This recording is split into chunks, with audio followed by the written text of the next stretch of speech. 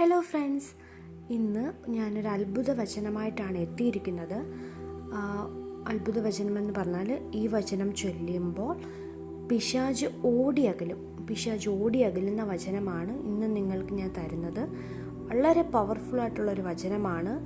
ഒരുപാട് പേര് ചൊല്ലി അനുഗ്രഹം കിട്ടിയൊരു വചനമാണ്. കാരണം ഈ വചനം എന്ന് പറഞ്ഞാൽ അത്രയ്ക്ക് പവർഫുൾ വചനമാണ്. നമ്മൾ വീട്ടിലായാലും നമ്മളുടെ ഏതൊരു പ്രവൃത്തിയിലും നമുക്ക് തടസ്സം നേരിടുന്നുണ്ടെങ്കിലൊക്കെ ഈ വചനം ചൊല്ലി നമുക്ക് ജയം പ്രാപിക്കാം. അതിശക്തമായിട്ടുള്ളൊരു വചനമാണ്. പിശാച് ഓടിയകലുന്ന വചനമാണ്. ഈ വചനം എന്നും 33 തവണ ആവർത്തിച്ച് ചൊല്ലി നമുക്ക് ജയം പ്രാപിക്കാം.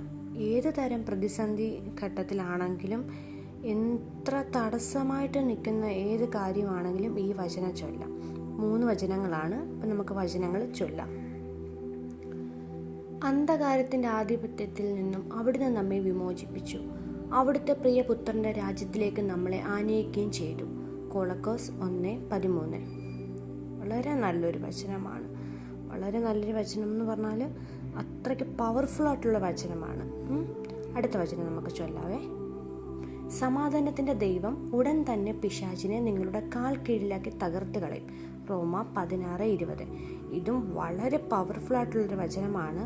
നമ്മുടെ കർത്താവ് സാത്താനെ നമ്മുടെ കാൽ കീഴിൽ തകർത്ത് കളയുമെന്ന് ദൈവം പ്രോമിസ് തരികയാണ്. നമുക്ക് അടുത്ത വചനം ചൊല്ലാം. പിശാചിൻ്റെ പ്രവർത്തികളെ നശിപ്പിക്കുന്നതിന് വേണ്ടിയാണ് ദൈവപുത്രൻ പ്രത്യക്ഷനായത്. 1 യോഹന്നാൻ 3:8. ഇതും വളരെ പവർഫുള്ളായിട്ടുള്ളൊരു വചനങ്ങളാണ്. ഇത് 3ഉം അതിശക്തമായിട്ടുള്ളൊരു വചനമാണ്. നിങ്ങൾ ഈ വചനങ്ങൾ എന്നും ചൊല്ലണം. നിങ്ങളുടെ ജീവിതത്തിൽ ഏതൊരു പ്രശ്നം വന്നാലോ ഏതൊരു പ്രതിസന്ധി ഘട്ടം വന്നാലോ നിങ്ങൾ ഈ വചനം ആവർത്തിച്ച് 33 തവണ എന്നും ചൊല്ലാമെങ്കിൽ ദൈവം നിങ്ങളുടെ ജീവിതത്തിൽ അത്ഭുതം പ്രവർത്തിക്കും. അത്രയ്ക്ക് പവർഫുൾ വചനങ്ങളാണ്. ദൈവം നമുക്ക് തരുന്ന പ്രോമിസുകളാണ് ഈ വചനങ്ങളെല്ലാം. നമ്മൾ ഇത് ചൊല്ലിയാൽ ഏതൊരു കാര്യത്തിൻ്റെ മേലാണ് നമ്മൾ വചനം ചൊല്ലുന്നത് അതിൻ്റെ മേൽ കർത്താവ് ഇടപെട്ടിരിക്കും.